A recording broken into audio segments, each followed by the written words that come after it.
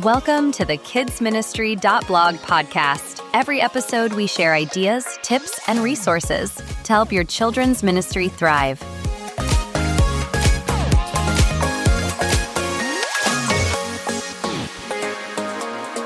Okay, let's dive in. We're talking about something I think a lot of people wrestle with. How do you make these really old stories, like the parables, really connect with kids today? Yeah, that's a big challenge. These are kids growing up in such a different world. Exactly. So we looked at this article, right, from kidsministry.blog. The author was facing this exact problem. Mm-hmm. They started out doing, the usual things, reading the story, showing pictures, asking questions. The standard approach. Right. But it just wasn't landing. The kids weren't really engaging. They seemed kind of passive. Yeah, just listening, maybe. Yeah. So this deep dive, it's really about digging into the practical stuff the author tried, like experiment. Exactly. What happened when they stopped just talking about the stories and let the kids actually, do them? Okay, so what were some of those experiments? What actually worked? Well, the first big breakthrough, and it sounds like it was almost accidental, was acting it out. Ah, okay. Like a little play. Sort of, yeah. They took the Good Samaritan story, grabbed some really simple props, I think sheets, maybe some boxes, nothing fancy. Right. And just set up a basic scene. And apparently the whole energy just shifted. Really? Yeah. Kids who were normally quiet suddenly wanted parts. They were switching roles, really getting into it. That's amazing. And it wasn't just fun, right? The story actually stuck with them. It seems so. The author mentioned this one kid later on helped someone out at recess and actually said they were being the Good Samaritan. Wow. Okay, that's the goal, isn't it? That kind of understanding. Absolutely. It's like physically doing it bypasses just hearing and embeds it differently. Another thing that worked surprisingly well was Legos. Legos, seriously. How did building blocks help with deep theological stories? I know, right? The author kind of admitted they just brought them in 1 week because they were a bit unprepared. Huh, okay. But they had the kids build the workers in the vineyard story.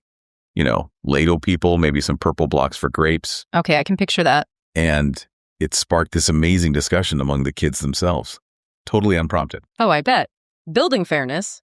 Hey, wait a minute. Why did that guy get the same amount? Exactly. They started wrestling with the whole point of the story just through building it. It taps into how kids naturally play and figure things out. Legos they kind of work. So sometimes the simplest things, like puppets. Yeah, even simpler. Just stock puppets, googly eyes. Love it. Kids made their own, then put on the prodigal son story.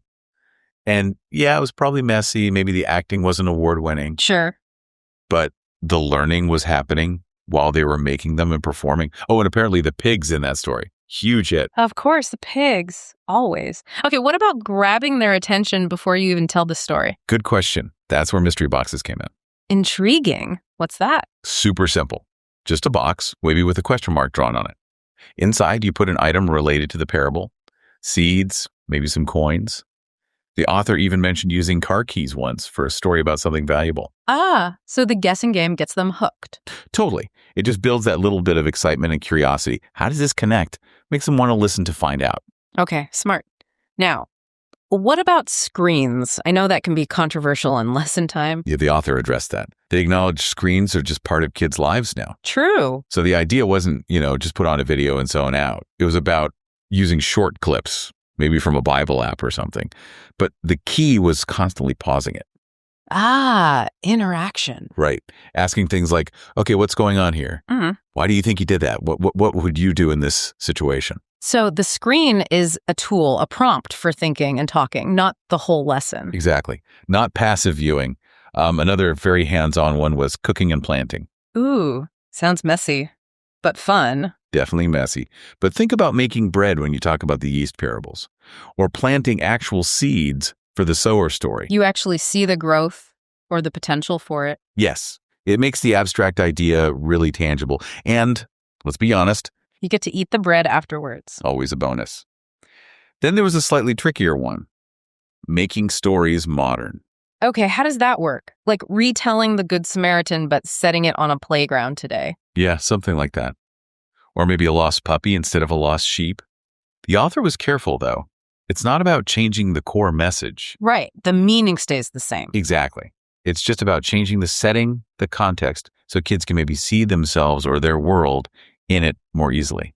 Trying to get that click moment. Makes sense. Needs care, but yeah. What about just letting kids draw? Sometimes that looks like they're tuning out. It could definitely look that way. But the author argued that for lots of kids, drawing is how they process things. Giving them paper and crayons isn't a distraction. It's a way to express their understanding. Okay. And there was this really powerful example. A girl drawing the lost coin parable. She didn't draw a coin. She drew her mom's wedding ring. Whoa. Right? It showed she didn't just get the facts. She understood the value, the panic of losing something precious, the joy of finding it. Deep stuff. That's incredible. Drawing revealed understanding. Okay. Any others? Quick ones. Yeah, briefly, things like scavenger hunts and games, adding physical activity. Lost sheep tag or something. Exactly. Or maybe a relay race related to the vineyard workers. Mm-hmm. Just ways to get them moving and connect the story to an action. Competition can help focus energy, but, important to make sure everyone feels included. Good point. No tears. I liked that the author was also really honest about the reality of teaching kids. The truth about all this. Yeah, the winging it part. Right. Plans change, crafts flop. Sometimes you have way more kids than expected or way fewer. You have to adapt. It's so true. The goal isn't some perfect, polished performance of a lesson plan. It's about making a connection. Yeah. Connecting the kids with the story, whatever that takes in the moment. And that connection, the real work, often happens after the activity, Yeah. right? In the conversation. Absolutely crucial. Yeah. It's not just about the fun thing you did, but talking about it. Asking really open-ended questions. But not just, what did you learn? No, more like, what part of that story felt kind of weird to you? Or have you ever felt like the person in the story? Or even just, what do you think Jesus really wanted people to get from this? Pushing for deeper thinking. Yeah.